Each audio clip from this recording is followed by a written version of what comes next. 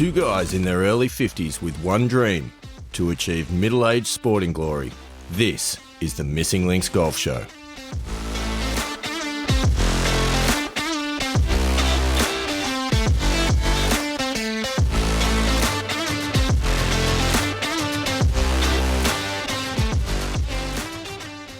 Yes, Andy Walker, this is the Missing Links Golf Show. It is a bumper episode, Pilgrim. So my recommendation is click the 1.5 times speed button, or you might be here for a while. Andy Walker, welcome back. Thanks, buddy. Yeah, we've got plenty on at the moment. Plenty to talk about, which is good. Sort of feels like we were on the mics not that long ago. Maybe it's true. Couple of days. Because it's true. We were on the microphones a couple of days ago, and we were talking about the Decider State of Origin 3, which was coming up the day after we'd recorded. Now we are, I suppose, 48 hours after the epic Battle of Brisbane. Yep. Now, when you listen to this, it'll be about a week after, by the time the episode gets released, but we're doing this in advance due to Andy Walker's annual leave that he's taken on it, and he'll approve that. Andy Walker, first thoughts on the Decider? Good result if you're a New South Welshman, and that's the thing. I mean, as the Pilgrims will be listening to this, I will be on holidays on the north coast of New South Wales. Decided Greg Inglis territory. Decided not to go over the border. Of course, I don't really want that sort of sadness coming into the holiday. And I know there's probably going to be a 10-month mourning period north of the border.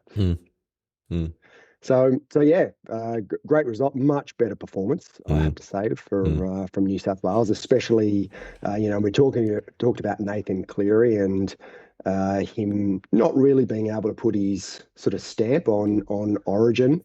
And I think that, well, certainly in the first half an hour, that changed on Wednesday night. I think that he was huge in the first 30 minutes. I think that him and Mitchell Moses worked really well. Mitchell Moses kicking out of trouble was just like 67-metre bombs, just getting used to. Because I think New South Wales struggled to get out of their own territory. They did a lot of the time, and then Mitchell Moses just at the end of the set just boom down the other end of the field, just allowed that field position to be able to swing New South Wales' way, and that then led to a tumble of points off the back of that.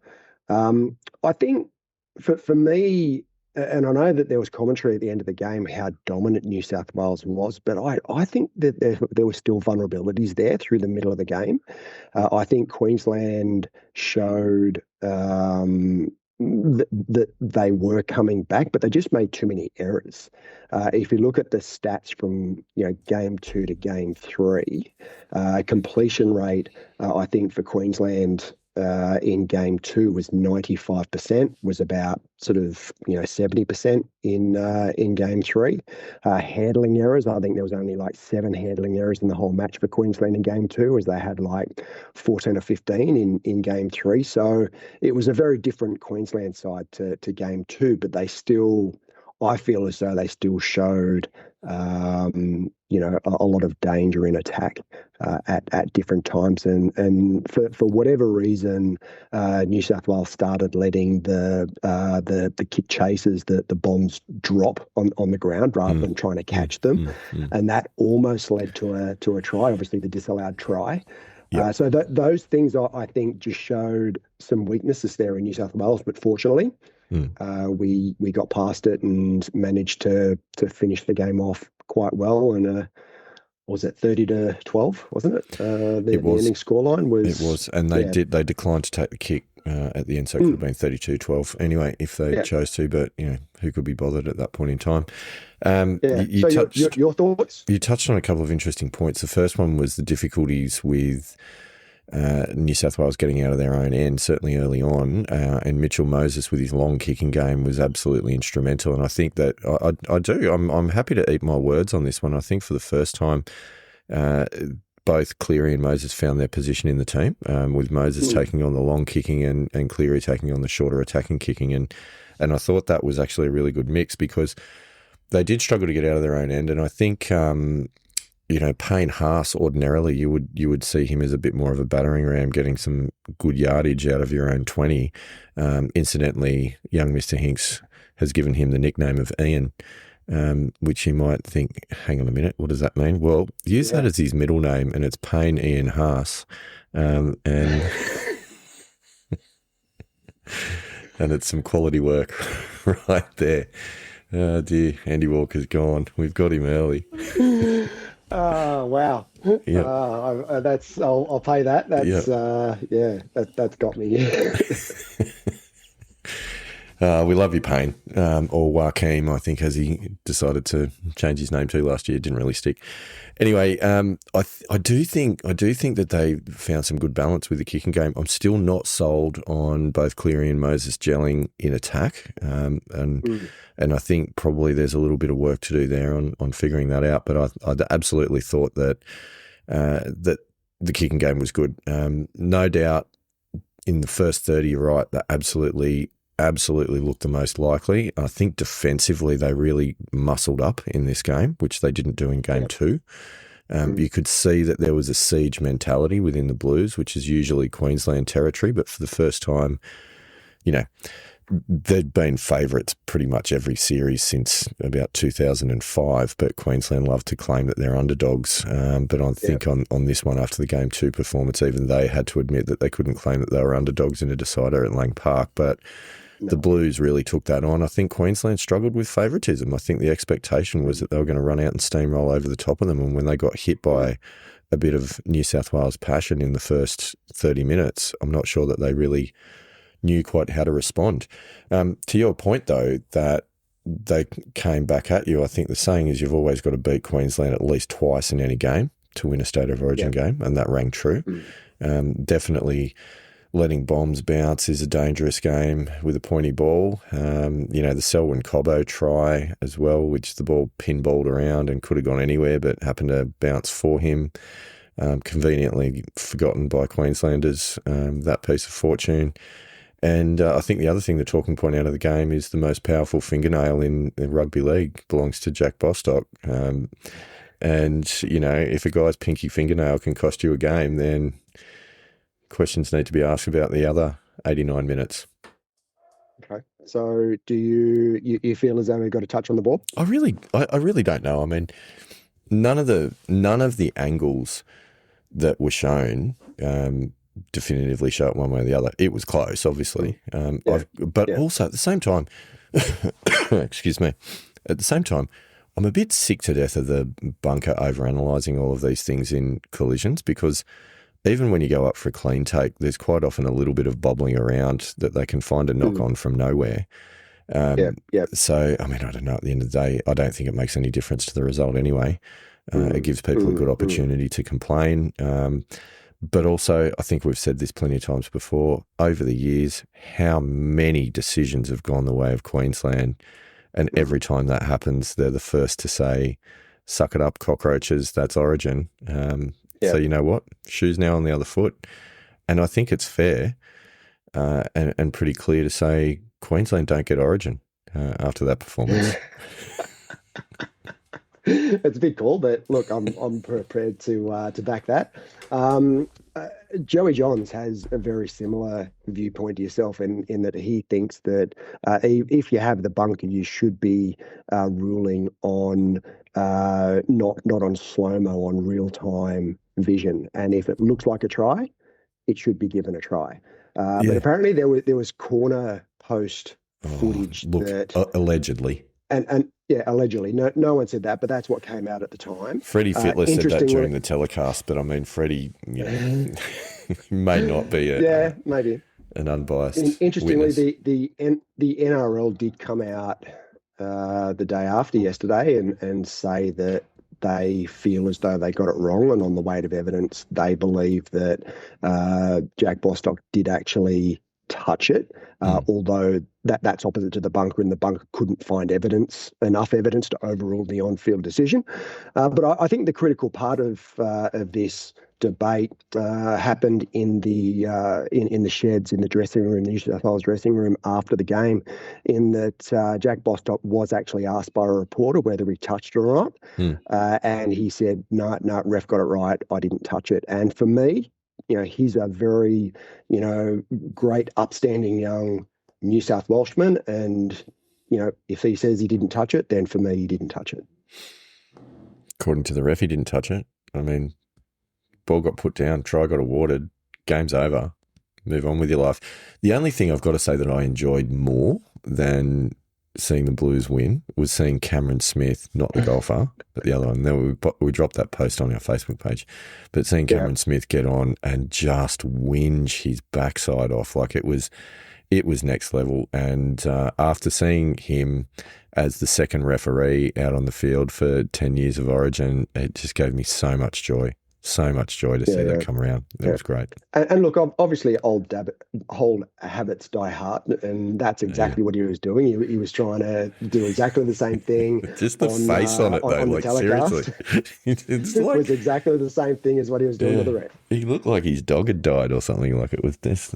Anyway, it was great. Thanks, Cam. You really made my night. It was a lot of fun. So anyway, that was good. That was good. It was fun to watch, and as much as we'd like to stay on that and talk about it for another half an hour, we've got a lot of content to get through. So we do. We are going to move on. Suffice to say, congratulations to New South Wales on a series win, and let's see if you can win 2 in a row for the first time since 2005. So there we go. I do want to draw your attention now, Andy Walker, as we move away from the rugby league, back to episode 129 of the Missing Links Golf Show, during which you complained, I would say vehemently, about use of the term general area. I don't know if you remember this conversation. I think you do, but you were talking about preferred lies in the general area. And oh my Lord, why can't they just call it through the green like everybody knows? What is this new terminology called the general area? Well, I didn't say it was new terminology. I think you did. I'm pretty sure that's what you said. What I said is that this has been changed. I didn't specify a date on it. I think you were talking about it as if it was like last week or something like that. Well, I don't know about that, but what I did say is that I'd never heard this before. I'd never heard of this, and every golf club that I'd been to, certainly in my experience, had never used this terminology. So this will come as no surprise that we did get some correspondence on the topic. I'm not surprised about this at all. Voice of the Pilgrims. So thanks, Pete, for reaching out with a bit of correction. Now, he says, good grief, on the 1st of Jan 2019. He said that? He said good grief. He said good grief. Good grief. Okay. Yeah. Then with a smiley face emoji. He said on the 1st of January 2019, 7.5 years ago, the rule book had a major rewrite, and that's when the course was divided into 5 defined areas: the teeing area, penalty areas, bunkers, putting green, and the general area, which is everywhere else not otherwise defined by those previous terms. So, Andy Walker, this happened before Tiger Woods last won the Masters. Yep. I think you've had ample time to catch up. Well, a couple of things. Firstly, 2019, I do actually remember the change of the hazards. Not that I wasn't really playing a lot of golf then, so I didn't take a lot of notice of it, but I did sort of read that in the general media and golf content. Secondly, I don't really sit around at night, reading the golf rules. Like, maybe you should. I can't recite all the different golf rules. Got a pretty good understanding of where the rules were when I was playing in the 90s. I had a much better idea, I guess, back then, and I guess that's what I generally speaking relate to. Thirdly, a lot of golf clubs, they do have preferred lies on the fairway. Closely mown area, right? I think you'll find. Yeah. Where's that defined within the rules of golf? Because if if you're going to say, okay, well, these 5 areas, and that's what golf clubs should use, well, that's not actually definitive enough to be used for preferred lies in the way that golf clubs use preferred lies. So how do they go about that? And yeah, the closely known portion, but why not just say fairway? Like, what's wrong with actually saying the word fairway, like rather than these ambiguous terms that they're now going with? It's the fairway. You can't tell me that's not a term that's always being used in golf. It doesn't include the apron or the fringe, but that's okay. You can have your opinions, but it's rule 2. There's only 25 rules. It's not that much to read. It's rule number 2. Yeah, anyway. not going to go back and read it at night, but Anyway, thanks, Pete. We appreciate the clarification. If you've got any more feedback on Andy Walker's resistance to that feedback, then please reach out and let us know. So, all right, next piece of business before we move on to your stories of putting is the June results for the yearly championship, Andy Walker. Are you ready? Yes. I'm sure that I'm not making any sort of feature appearance in the points. Did you get around in? Last month? You did. 34 points. 34 points. Yeah. No, you're not getting any points in the yearly championship because in 6th place, getting 1 point to his yearly championship tally with 38 Stableford points. Far out, man. How competitive is this year? This is ridiculous. With 38 points is the other Walker, is Benny Walker. So well done, Benny. Nice one, Benny. 1 point. I will be getting on the golf course with Benny actually this weekend, so that'll be a lot of fun. We now go into the dice of truth. Okay, so we've got a 1, 2, 3, 4-way tie on 39 points. All right, so just let's kind of try and work our way through this. So on 39 points, we've got Peter Abraham, New South Wales. Good work, Pete. We've also got Big Carrot Purcell from New South Wales, KP. We've got Tony Enos from the USA. And we've also got James Lamb out of New South Wales. So taking to the tee first on the playoff hole is Peter Abraham. So, Pete, here we go. Oh, that is a very good score. That's a 2. That's a 2. That's nice. A very good score. Remember that, Andy Walker, because now we've got Big KP. What's he got? Oh, KP's knocked it straight in. KP, oh my well done. Goodness! So I feel like things are probably going in this direction. So now we've got Tony Enos. Tony, what have you got in you? Oh, it's still good golf, but it's a 3. 3. Yeah, wow. The 3rd position. Yeah, that's pretty good. And Lammy, what have you got? Oh, good grief. 2 hole-in-ones. No way. So that means... So KP and Lammy's going to the second playoff hole. Yeah, they are, for 2nd and 3rd. That means that Tony is in 5th place with 2 points in the yearly championship. It means Peter's in 4th with 3. And now we're playing for the big points. So KP teeing off first on the first playoff hole. Coming off 1s, the pair of them. It's outrageous. Good golf. Andy Walker? What are the chances? KP. One. Back-to-back hole-in-ones. This Good is start to the playoff. Unbelievable. That's tough. That's asking a lot. James Lamb, what have you got? Oh, and a regulation par 4 for Lammy. So he falls into 3rd.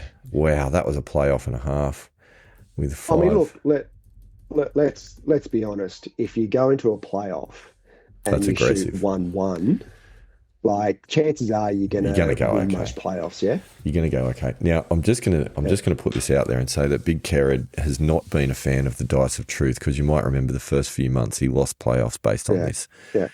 KP, you've gone hole in one, hole in one. The Dice of Truth has had your back. You have won the 4-way playoff to finish in second place with 7 points to your yearly championship tally.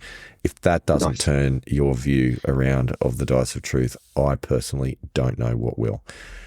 Anyhow, winning the month, after all of that excitement, winning the month in first place with 41 Stableford points is newcomer to the yearly championship and relatively new pilgrim, Matt Skinner. So, Matty, well done, my friend.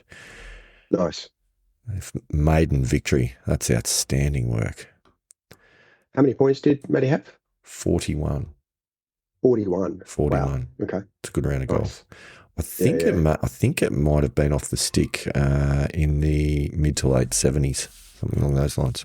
It's good golf. Mm. Whew. All right. Big start.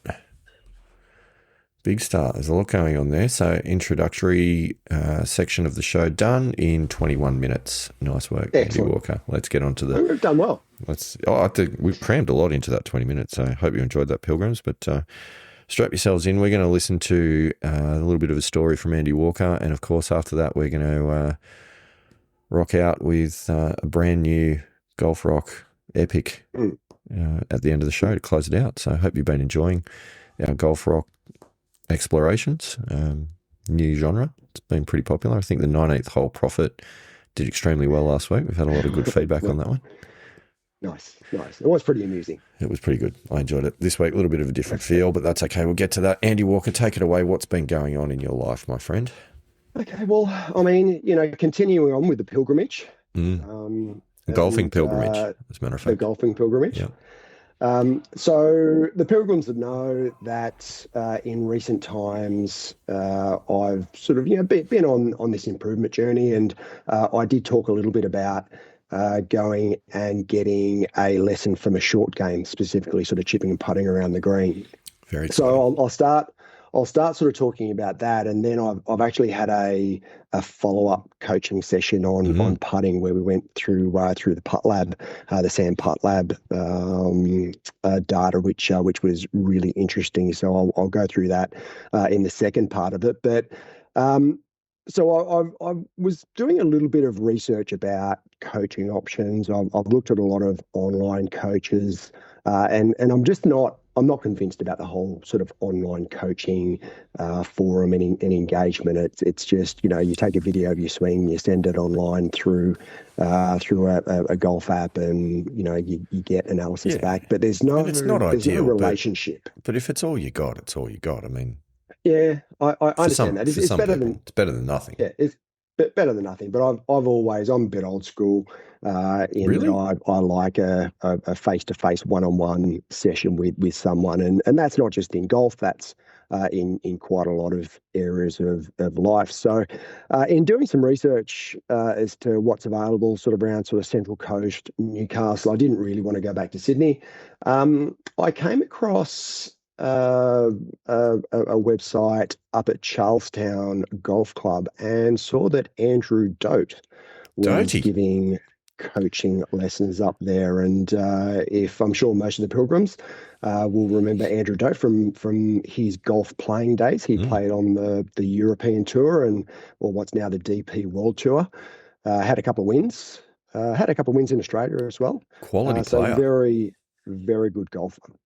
So he's now sort of settled in Newcastle and giving lessons out of Charlestown Golf Club. And like Charlestown have done a huge amount of work to their practice facilities. They've now got a full golf range, which has got all the TrackMan gear and really, really good setup. Making a lot of changes to the course as well. Haven't quite finished the course, and weather over the past few weeks probably hasn't sort of helped, given how wet it's been.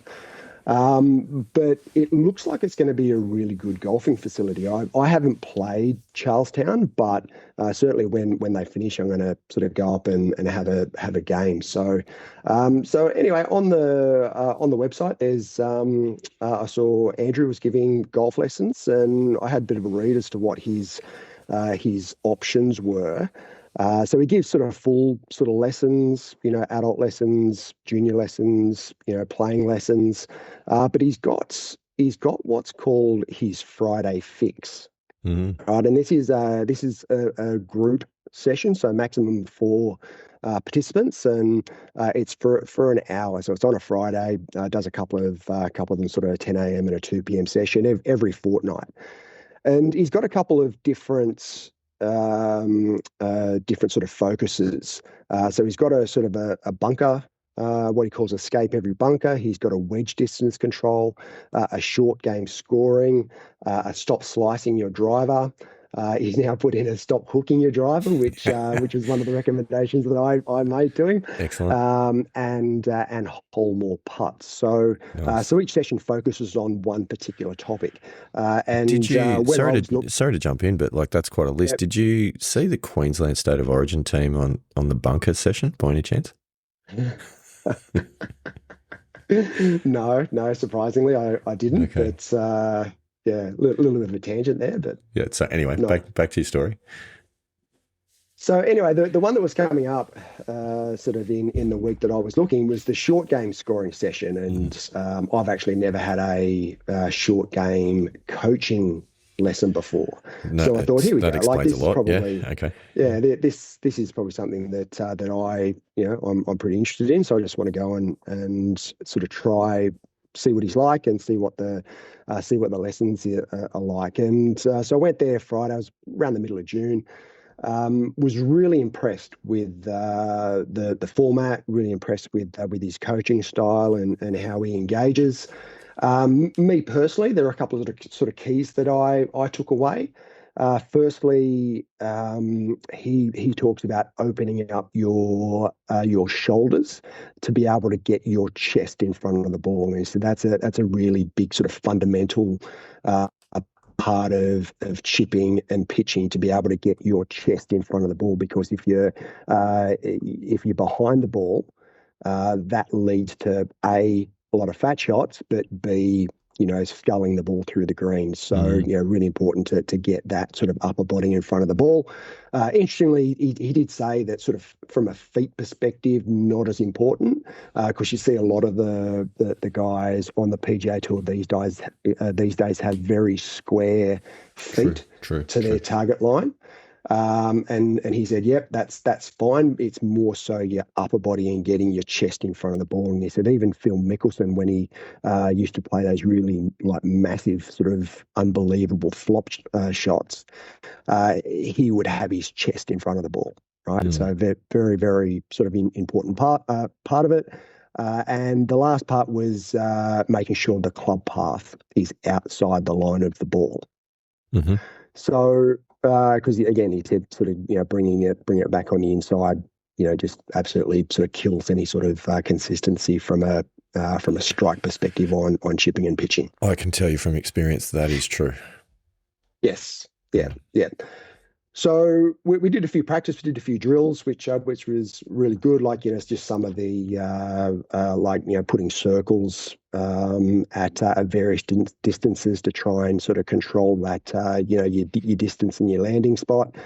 When I was able to implement those main 3 key areas, the difference in my pitching and the difference in the strike was it was chalk and cheese. Just a really good, nice, crisp strike, plenty of spin on the ball, flighted really well, and just made a pretty big difference. The other thing that he said specifically for me was my tempo was a little bit quick, in that my backswing was quite short, and it looked like I was trying to accelerate.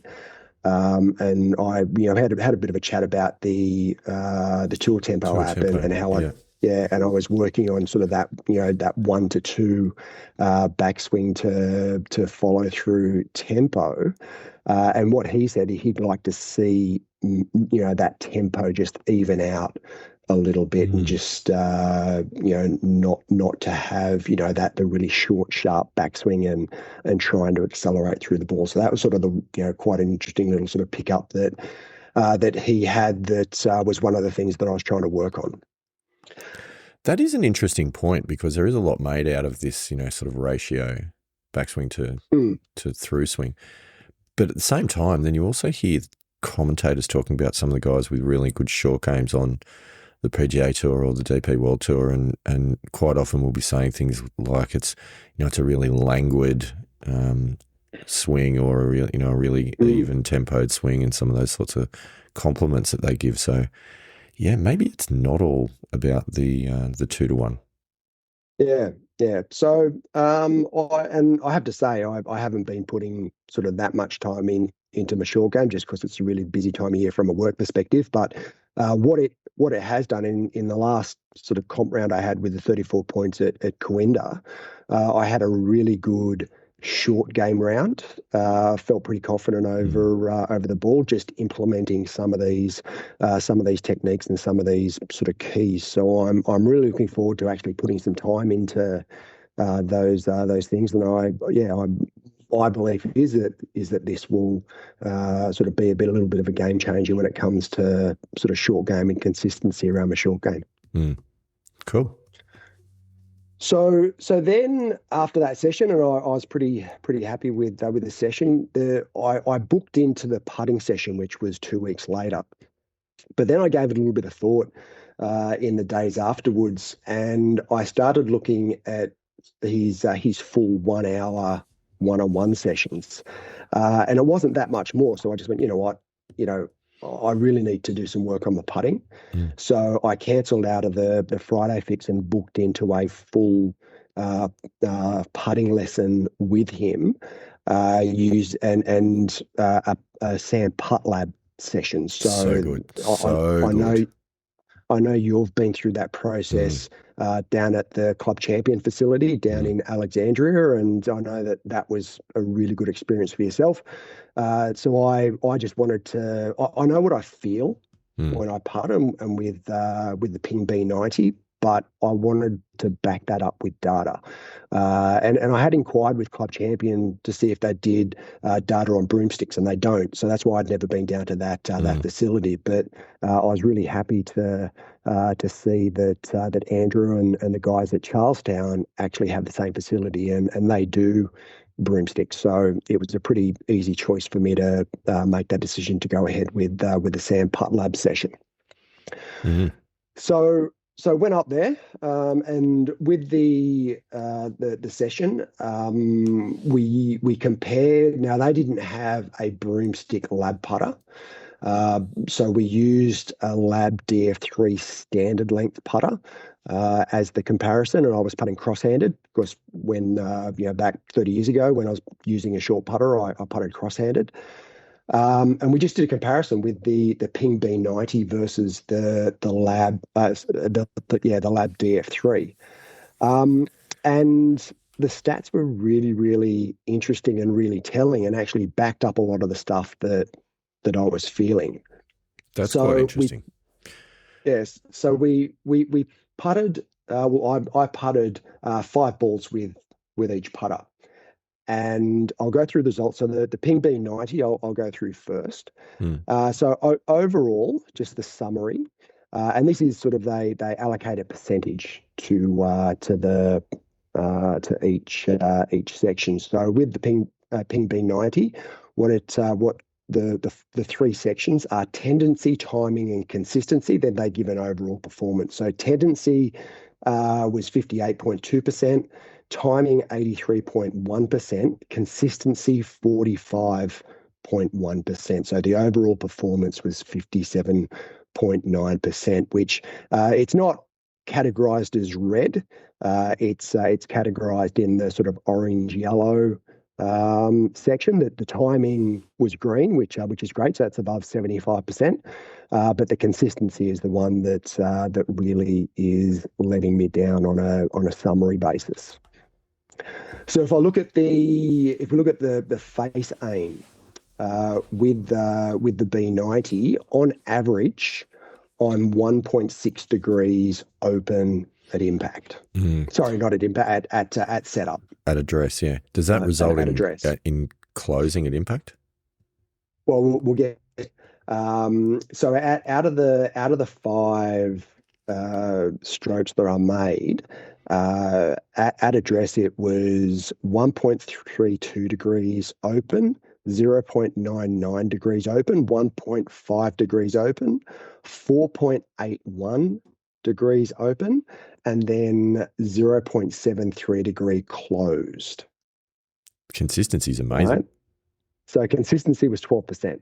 Yeah. On that particular metric, and so the aim in general they came out at 65%, but the consistency was 12%. So and that's sort of how I feel, and I'll talk a little bit about what I've done and what I'm going to do to address that particular concern. So direction.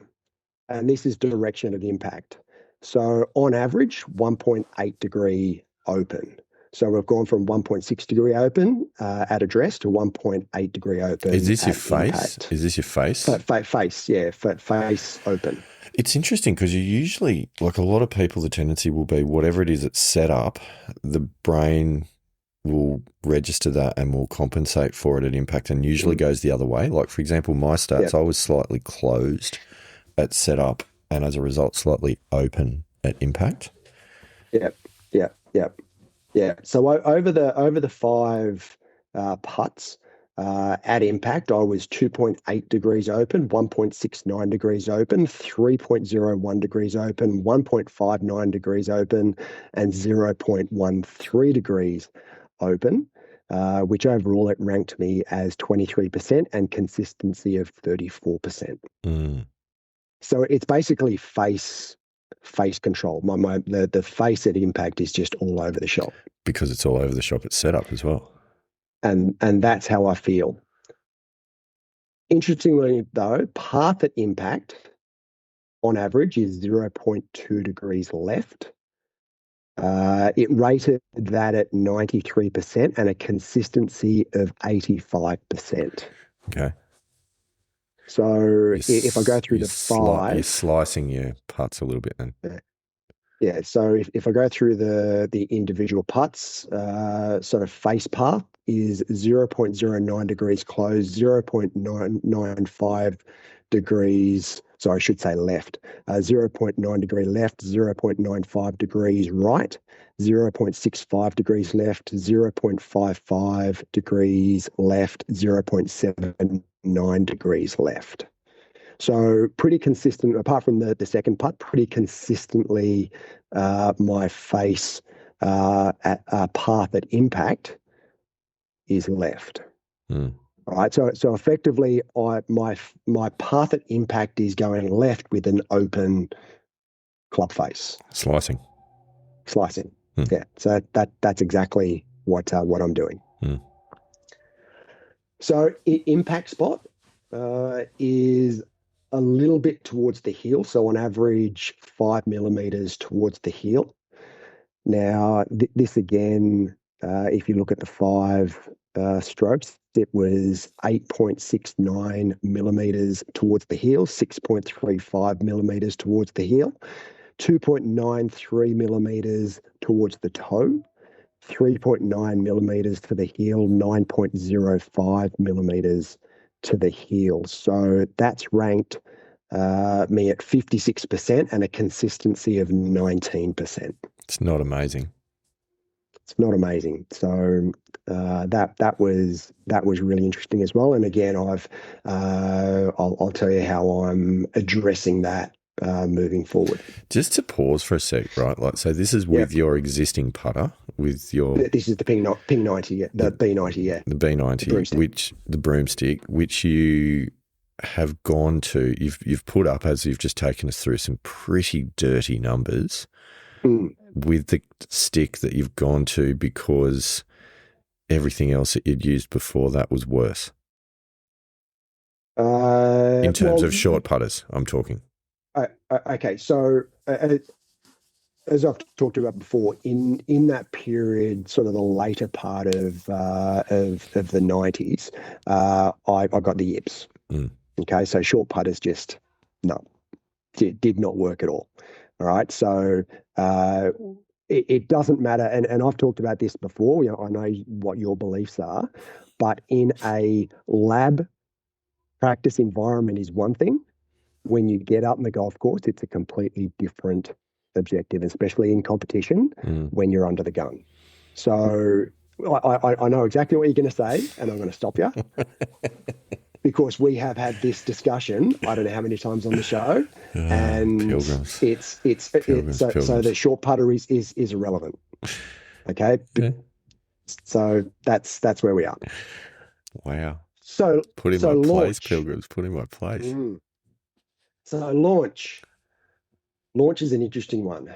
I have a shaft angle, 5.6 degrees D loft, and the effective loft is a negative 2.6. So I'm effectively hitting down on the ball. So I'm wedging my putts. You're getting some nice compression with your putter. Yeah. It's good. Yeah. It's good. Yeah. So what's the result of this, according to Putt Lab, is a lot of top spin. Right. Good for distance control. And yes, and that was the thing that Andrew did pick up and said to me, Christian, he said, he goes, how's your distance control? And I went, absolute rubbish. And I did use the example of when we went out to Duntree, and over a 20-foot putt on one hole, I'd hit it 8-foot past, and then on the next hole I'd leave it 4 foot short, and I feel like I'd hit exactly the same putt, and I didn't actually understand why. And he said that's why. And he said because on some putts it'll grab the spin. And take the top spin and roll further, and on others it won't do anything. And he said that's got nothing to do with how hard or the speed of your stroke, and everything to do with the spin that you're putting on the ball. So that was a really interesting, a bit of a light bulb moment for and explained a lot as to what I'm doing. So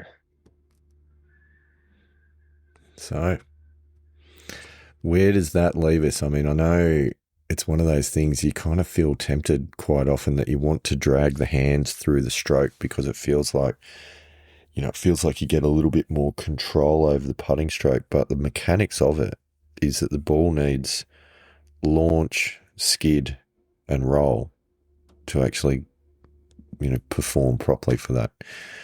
So that, whole forward shaft lean and getting compression on the golf ball is just not really what you want. I mean, and it's funny though that you say that because I had a similar issue.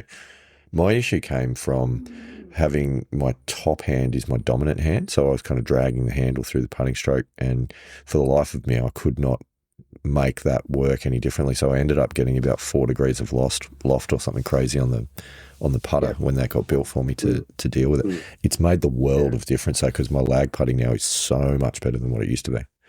So it actually makes a huge difference if you get that right. Yeah. So the next section is face rotation.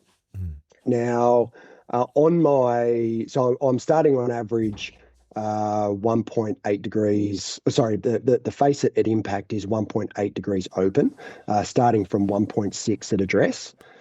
At the top of my back putting stroke, it's 0.1 degrees open. So I'm going from 1.6 degrees open to 0.1 degrees open. So I'm actually closing the putter effectively through my backswing, and then effectively pushing the ball through impact, and I'm ending up at 3.4 degrees open at the end of my follow through. You've got the reverse hinge on the gate. It's just on the wrong side of the gate. Yeah. And that that's sort of how because one of the things that I've talked about that I feel like I'm doing is that I feel like my bad stroke is closing down the putter face and missing left. So I think as a result of that, I'm overcompensating and actually pushing the ball. And I've learned and I've practiced pushing the ball through impact to the end of my follow through. Wow. So that's given me a rotation rate of 53% and consistency of 51%. So I mean, I'm more consistent with pushing the ball through impact than what I am in the other areas of my putting, but still not ideal. It's just amazing though when you go through the data of what's actually going on.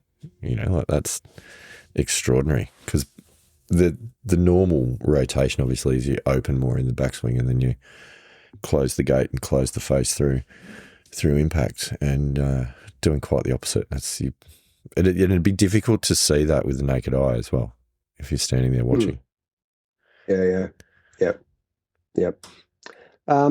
So face to path is the next one, and that's basically where my face, the face of the putter is in relation to the path of the putter.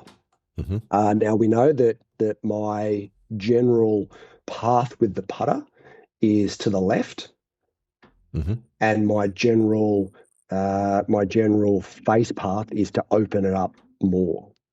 So what PatLab is saying is that the relative rotation is 77%, but the consistency is 16%. So again, just from a consistency perspective, I'm not anywhere near where I need to be. So basically, my face path, my face path and my putter path are just not aligned at all. Very inconsistent. Yep. Then the last two are dynamics and timing. And unsurprisingly, again, the consistency is where the issue is. Now, this, and Andrew and I didn't really talk about this section that much, so I've done a little bit of research onto what it means.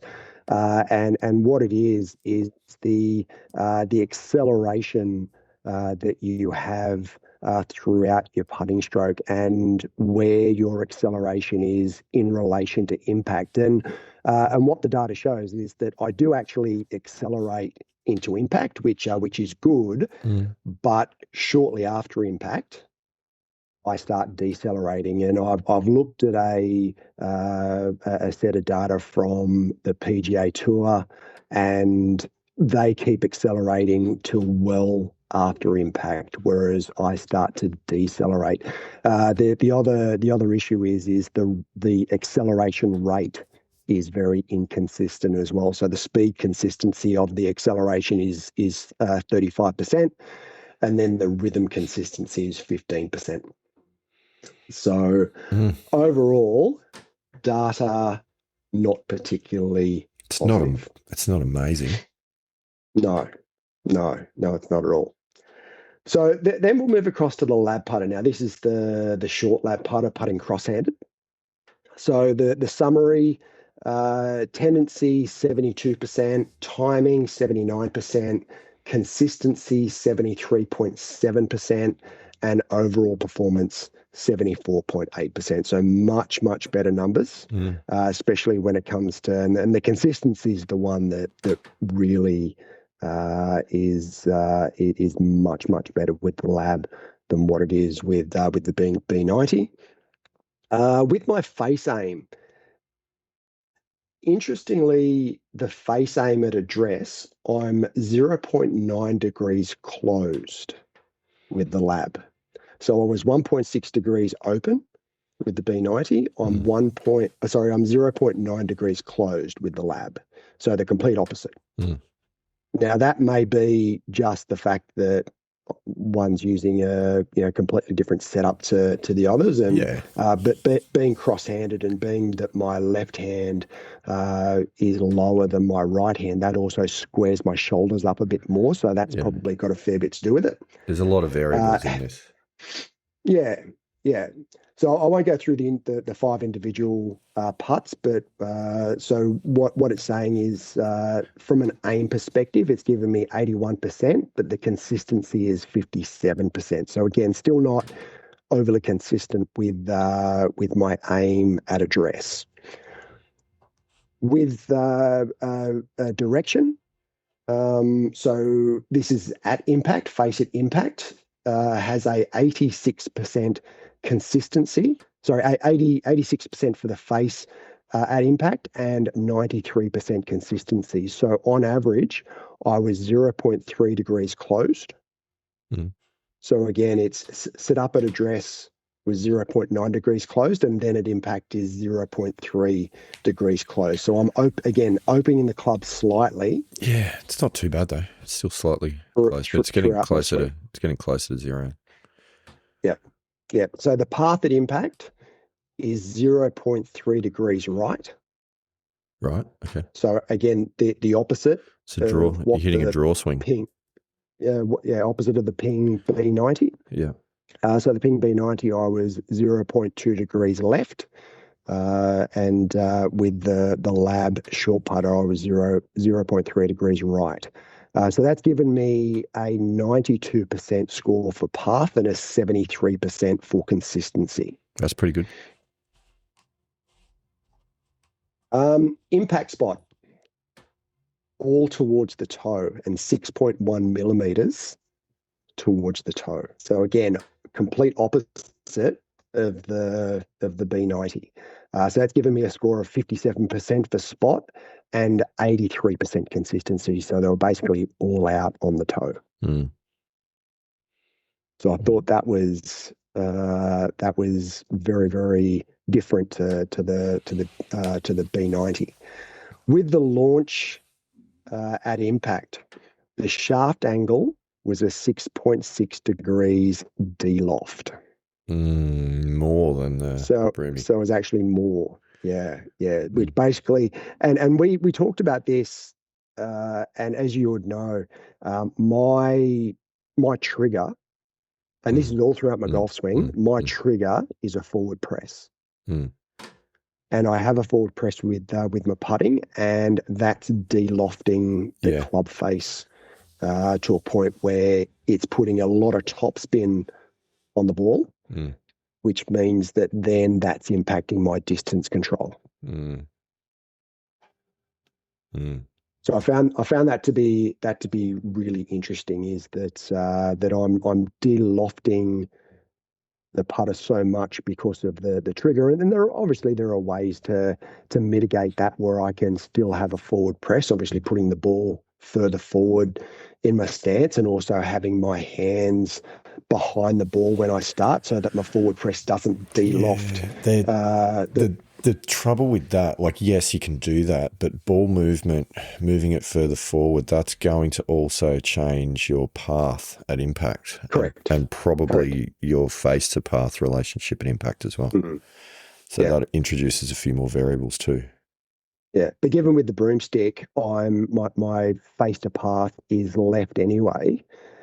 Is that going to make it worse, or is that going to, which way is that going to impact the? You would think that your path is going to become more left the further forward you go, and your tendency to hold the face open could exacerbate that a little bit. I mean, you'd have to try. You'd have to try it and do the numbers. Like, otherwise, you're guessing. But if you're already got a bit of a slice tendency on your putts, I would only imagine that pushing it forward is going to make that more significant logically.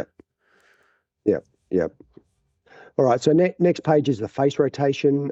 Face rotation is so if you recall, it at address was 0.9 degrees closed. At the top of my backswing or putting stroke, it's 0.7 degrees closed. Mm-hmm. So I'm opening it slightly on the backswing. Imperceptible. At impact, it's 0.3 degrees closed.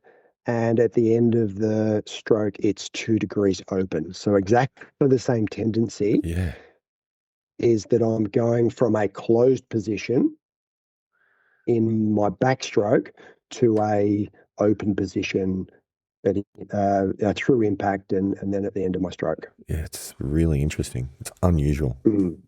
Yeah, and what I think that is that I'm so used to trying to mitigate that bad left miss putt that I've probably practiced this into my game. Yeah, that's my general feel. I'd say you're right. I don't think there's any really, like, it's not a natural move. So it's got to be something that either consciously or subconsciously you've put into your game. Yeah. Face to path, the relative rotation, it gave me a 73%. Now that's obviously your face rotation to your club path. And I think this was a bit of a technical error because the consistency was 0. That's harsh. So maybe it was, but I think that may have not just not read the data properly. Yeah, I'd say so. And then from a dynamics and timing perspective, very, very similar to the B90 in that I am accelerating to impact, but then starting the deceleration very shortly after impact. So speed consistency it put at 57%. However, rhythm consistency, 92%. So that's actually quite good. I'm pretty happy with that. So look, I think a lot of that data set, it's the putter. I think more than the setup from broomstick to short putter. In talking to Andrew about what do we do about this now, he basically said to me, look, you need to make a decision as to what you're going to do with your putter, because he said with the Ping B90, it's actually designed to open throughout the backstroke and then sort of close through the forward stroke. It's not designed to stay do the square to square like a lab putter is designed to do. So he said if you're gonna, he also said that the putter face, and this is really obvious on the putter face, is pretty much vertical. So there's no shaft lean. So if you've got any sort of forward press and hands in front of the ball, you're going to have that de-loft of the putter face at impact, which is going to create that overspin. So we said you need to make a decision. If we're going to go with the Ping B90, we'll go down one set of technicals with putting. If you're going to make a switch and go with the lab DF3, then we need to use a different set of technicals for that, which I think is a really good perspective to have. And so rather making changes now, he said go away, make a decision, then we'll sort of catch up again and start working on some fundamentals depending on which option you decide to take. Makes sense. So what are you going to do? So I was down in Sydney the week after catching up with Andrew, and he did say that they can actually do order the lab putter from there, but they actually go through the guys at Thornlea, who if you remember, I went down to Thornlea to get my putter to get the fitting for my Titleist. Woods and the 3 utility. That's where sort of I had the Titleist fitting with Jason Butt. So I was in Sydney anyway. So I stopped by. I sent Tristan at Thornlea Golf Centre a message and just said I'm going to drop in on Tuesday. Can we have a catch up? And he was there, so we had a really good catch up. He fitted me out with a lab broomstick putter and the technicals that he that sort of we came up with the DF3. And I've put an order in for a DF3. So that should go into manufacture fairly soon. They're saying a 4 to 5 week sort of lead time before I get it, because it's obviously coming from the US. The two interesting things that I've put in, I've actually put in a white line along the top of the putter face. that's to help me with alignment. And then like the T-bar, one in the another white line right in the middle of the putter to be able to let me visualize where the center of the putter is. So those two things that I had in the face alignment at address and the point of impact, I think those two things are going to help me significantly with the new lab putter. The other thing that it has, while you can't get a lofted putter with the broomstick, the shaft actually leans forward, so there is a bit of a forward lean, which will help me in the visuals that I usually have with to be able to get my hands in front of the ball, but not de-loft the putter face. So I think that's gonna be a massive help as well. So I have communicated that to Andrew that I've made this DF3 order, and it's 4 to 5 weeks. He was pretty happy that I'd made the move. Said reckons it's going to be a game changer, and when he's actually away towards the end of the month, and when he gets back, we're actually going to have a catch up, and we'll sort of do a bit of a hybrid. We'll get back on the Sand Putt Lab, do another session with the lab putter, and then maybe go out onto the practice putting green and do a little bit of work actually on a green. So I'm actually really looking forward to catching up with him again to be able to go through those stats with the new putter. I think that's awesome. Awesome. I'm slightly disappointed that you're staying with a broomstick. You know that, but it's okay. I understand your strong views on the matter. It's fine. Well, it's not strong views. It's just it's a factual basis that okay. Of understanding what you are as a golfer and what your strengths and weaknesses are. It's totally fine. I'll get over it. But it is exciting. It is really exciting. I just love that whole Sam Putt Lab experience, the amount of data that you get out of it, the amount of understanding of your tendencies that you get out of it. Honestly, Pilgrims, if you haven't done it, do it, because it will blow your mind. And I knew as a data nerd that you are, Andy Walker, that you would absolutely love it. And I'm stoked to see that you've done it and that you've got so much information out of it and that you've decided to make a change as well, because I think what becomes very clear out of that whole process is that the weapon that you've got at the moment, it's just not suitable for your tendencies. You can make it work. I agree with that. You can make it work with 1,000 Band-Aids, but that's where your consistency falls off a cliff, and that's exactly what you saw in the data, is the consistency numbers. And that's the thing with the lab, the DF3, that actually does suit my putting style.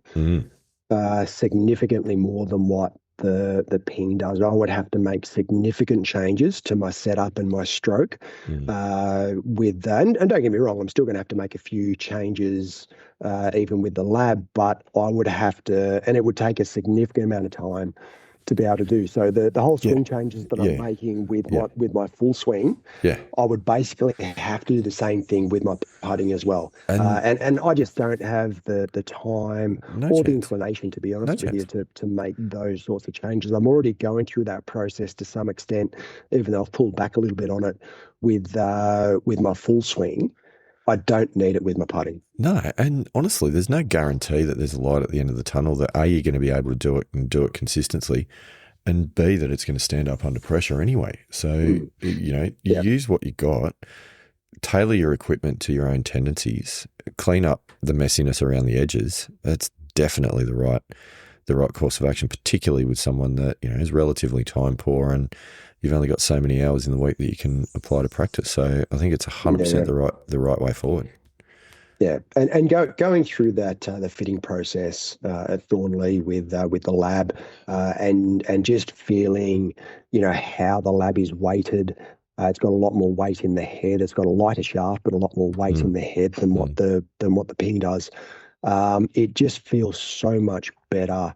And I know from a rhythm and timing perspective, that's just going to be off the charts next time I'm on the Putt Lab, because obviously the heavier head, it massively contributes to the stability of Yeah. their head through your putting stroke. So I'm really looking forward to getting a hold of it and seeing what those numbers are. It'll definitely make a difference. I mean, you talk about the importance of the head in the putting stroke, and it's not the putter head, it's actually the one on your shoulders. But having something that gives you confidence, that allows you to stand up there and have more belief in what you're about to do, that in itself makes a massive difference, rather than having 100%. something that you're standing over going, oh, I know this is not quite right, and I'm trying to make all these compensations. So it's definitely the right course of action, 100%. Yeah. For fighting your putter is not ideal. No. When you're putting under pressure, and that's how I felt. I've talked about it a lot on the show. That's how I felt for a long time. Yep. No, I mean, to be honest with you, and some of the changes might not bear fruit immediately as well, because things do take a little bit of time to settle. But you probably will feel better about it immediately. But what I've found since doing that putter fitting experience, and I'd be really interested to go back on a Sam Putt Lab and actually see what the numbers are now, but I just feel like where I used to struggle with speed control quite a lot, and similar to the story that you've told, and probably for relatively similar reasons, because of dragging the hands through the stroke a little bit more than I should, but getting a putter set up that suits my tendencies. As I said earlier, my speed control has improved significantly, which means that you're not putting yourself under as much pressure on your second putt. Obviously, as a result of that, you're going to three putt less. And you give yourself more chance of dropping one from longer range, because it's actually getting to the hole at the right speed. So, like, all of those things together, you absolutely see a difference on the scorecard. No choice about it. Yeah. So what I'm going to do, and I probably will do this in time for this episode to drop. I will put the two reports up on the Facebook page for the guys in the yearly championships. So our members page, just to have a look, so you can actually have a look at what we've been talking about.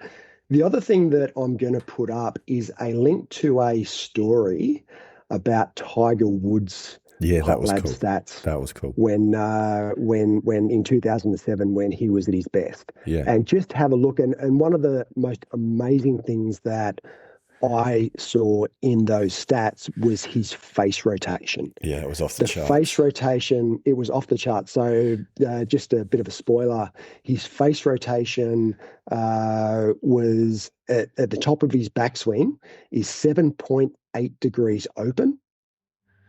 At impact, 0.9 degrees closed. And then at the end of his follow through, 12.2 degrees closed. Yeah, he's doing the opposite of what you're doing. Yeah, he's swinging the gate. Face rotation. Yeah, but his consistency is like, what's that, 98%? I think that number's a bit small, but 98%. Yeah, I think it is. Path at impact, 0.0 degrees. Yeah. Like how good's that with a 95% consistency? Yeah. Like just the guy unbelievably can putt. good. The guy can putt.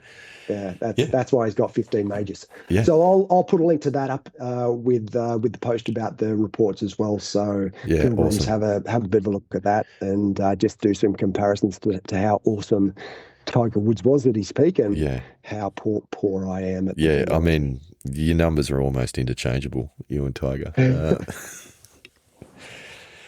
And the thing is, all of those differences in those numbers that you're going to see between Andy Walker's Sam Putt Lab experience and Tiger's Sam Putt Lab data, that equates to around about, $1.5 billion in revenue. Yeah, 100%. So 100%. There you go.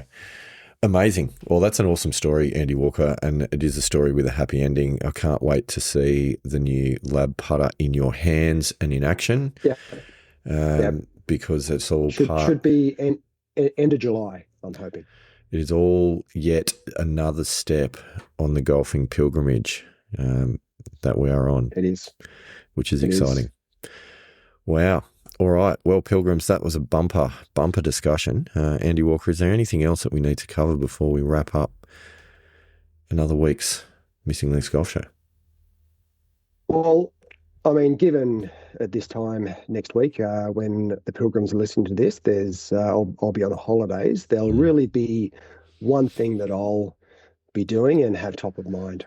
Oh, interesting. Do tell. What is such a thing? Rock out, pilgrims.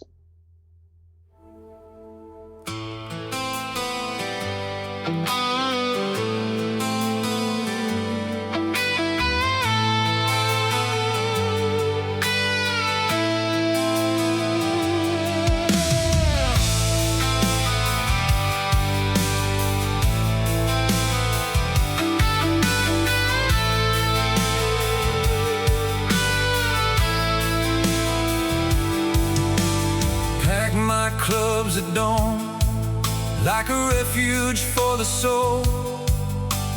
White shoes on the mat, greens in the morning cold. A paper scorecard folded in the glove box by the door. I drove toward the fairway like 100 times before. Past the open field so green, to the tree line, a little street.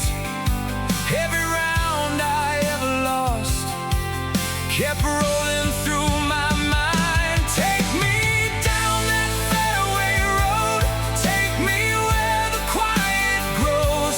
I'm on a pilgrimage, a golfing pilgrimage.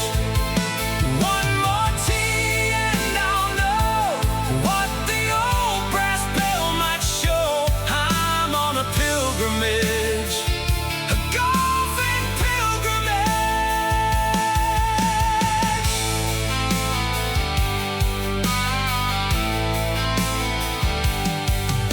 Starter with a sunburned grin said, trust the shot, you know. The lake looked like a mirror waiting in the morning glow.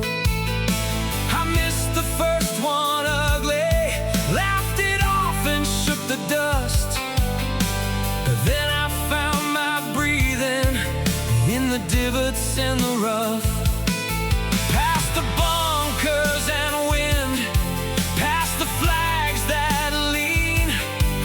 Every hard-earned yard leaves nothing in between. Take me down that fairway road, take me where the quiet grows.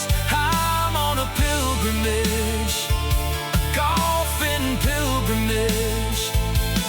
One more tee and I'll know what the old brass bell might show. I'm on a pilgrimage, a golfing pilgrimage.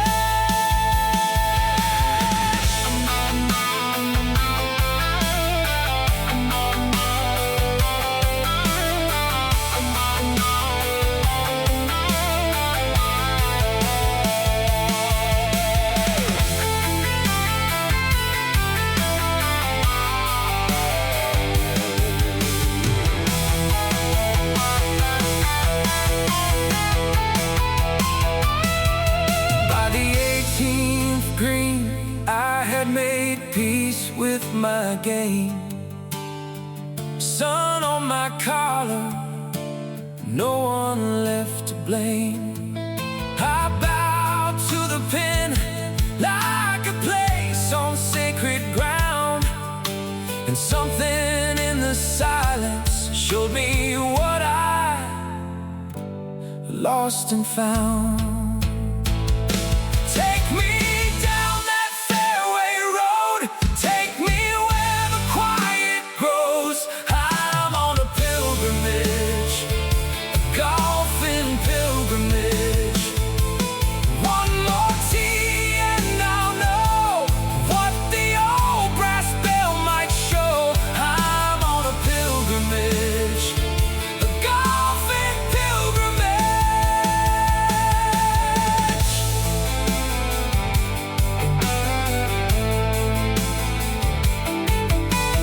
Pack my clubs at dusk, like my calling.